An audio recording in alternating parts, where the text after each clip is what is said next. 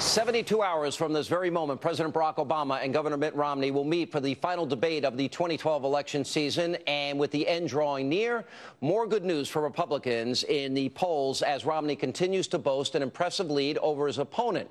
Gallup now has the gap at 6 points among likely voters, 51% to Obama's 45%.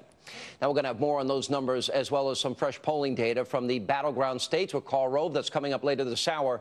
But first, breaking developments regarding the administration-wide effort to cover up the truth about the Benghazi terror attack. Today, a letter from the House Oversight Committee Chairman Darrell Issa and Congressman Jason Chaffetz was delivered to the White House. Now, the 10-page document includes a comprehensive list of the warning signs that this president either missed or flat-out ignored in the months leading up to the assassination of Ambassador Chris Stevens and his 3 colleagues. Now, more importantly, accompanying that letter are more than 100 memos, reports, cables, and emails sent by the ambassador and his security team alerting Washington about the rise of radical extremism in Libya. Now, today, we dug very deep into each and every one of the haunting documents. We have reached this conclusion. The 4 Americans that were killed in that orchestrated terror attack on 9/11, they knew they were in grave danger. They reported their concerns to government officials, and nothing was done to save them. Now, in addition to the release of this information, it now proves that we have been lied to, and lied to repeatedly, by numerous members of this administration, including, well, the vice president himself. Do you remember this? And they wanted more security there. Well, we weren't told they wanted more security again. We did not know they wanted more security again.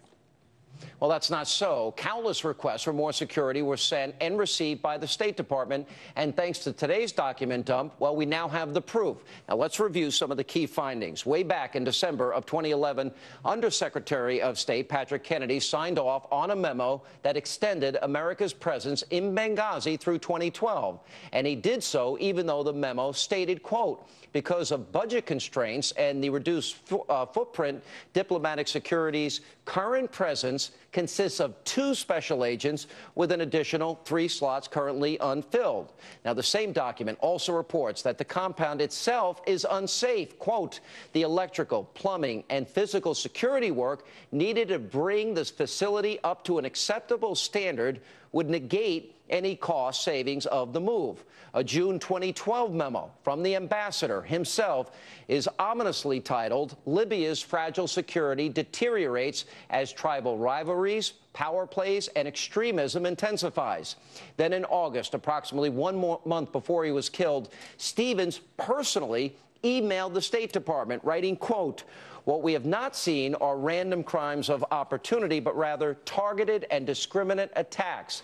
And in what was likely the last email he would ever pen, on September the 11th, Stevens eerily warned at great length about the, quote, growing problems with the security situation in eastern Libya, yet even noting that, quote, the British withdrew their presence from Benghazi after the widely reported June 11th RPG attack on the British ambassador's motorcade.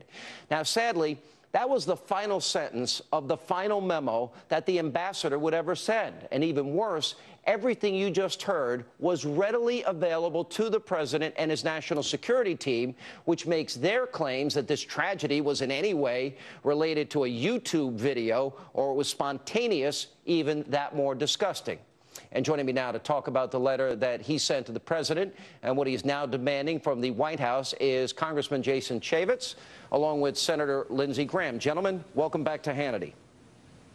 Thanks, John. Thank you. We played what the vice president said. So my question is, coupled with what the president said last night on Jon Stewart, I'm going to play it for you, but the question will be, did they lie to the American people? Watch what he said last night.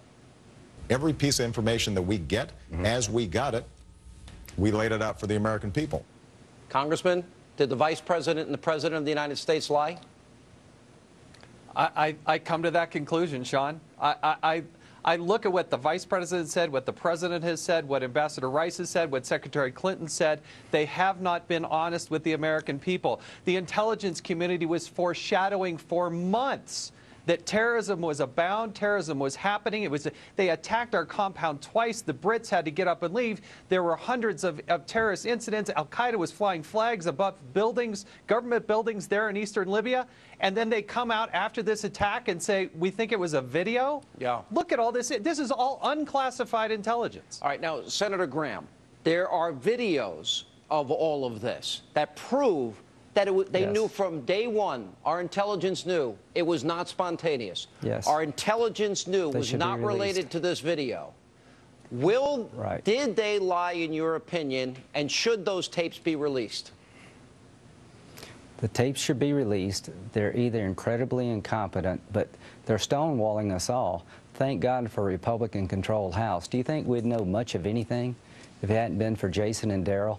So they're not being forthcoming. You have to drag it out of them. I've written a letter along with Senator McCain 10 days ago asking the intelligence community to provide us the information you gave to Secretary Rice to make her believe this was a result of a riot 5 days later. Haven't gotten one word back.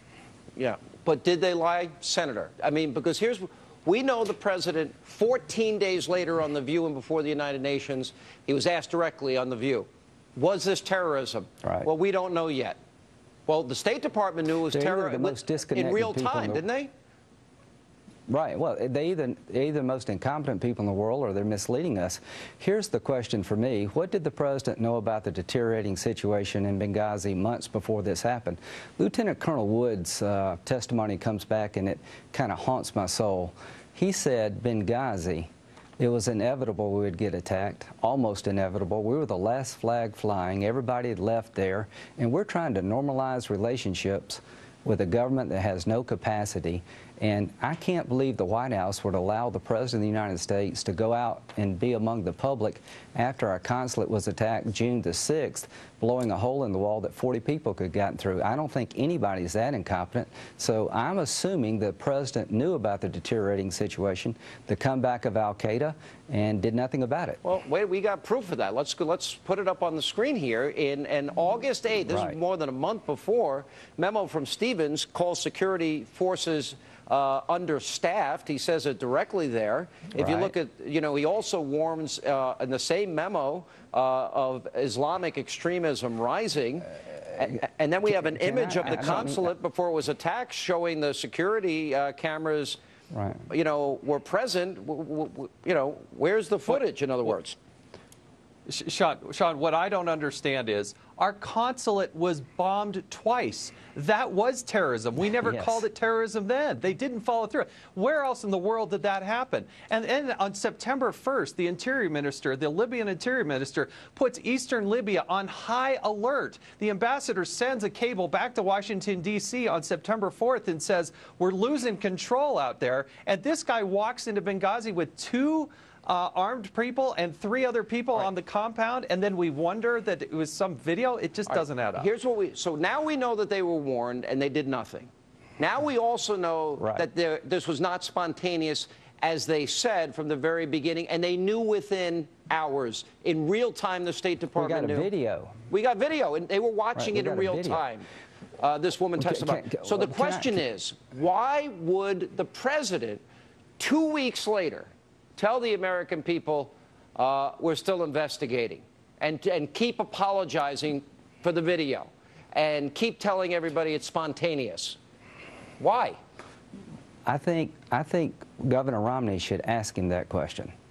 And if he doesn't, it's a missed opportunity. Paul Ryan did a great job, but he should turn to Vice President Biden when he said, I didn't know anything about these security requests. He should ask him, did you know that the consulate was bombed in April and June?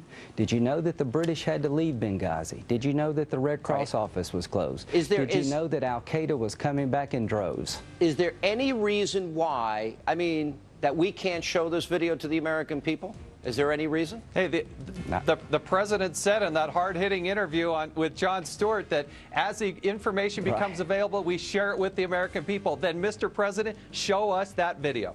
Yeah, and what he said about, show us the tape. well, 4 Americans died. It's not optimal. We're going to deal with that. But, guys, thank you very much. I hope Governor Romney will ask questions about what the president knew, when he knew it, and what he did about it. Yeah, don't count on the media to do that job. Thank you both for being with us, and we're going to continue to follow up and demand that you, the American people, have a right to see the video. It's available. The entire thing is on tape. When we come back, we got Karl Rove. A new electoral map has emerged. He'll unfold that for us. But first, the president's choice of words when it came to these Benghazi attacks is becoming increasingly disturbing. He went on The Daily Show last night. He called the death of 4 great Americans. Well, this is not optimal. How cold? Charles Krauthammer reacts next. Hannity is brought to you by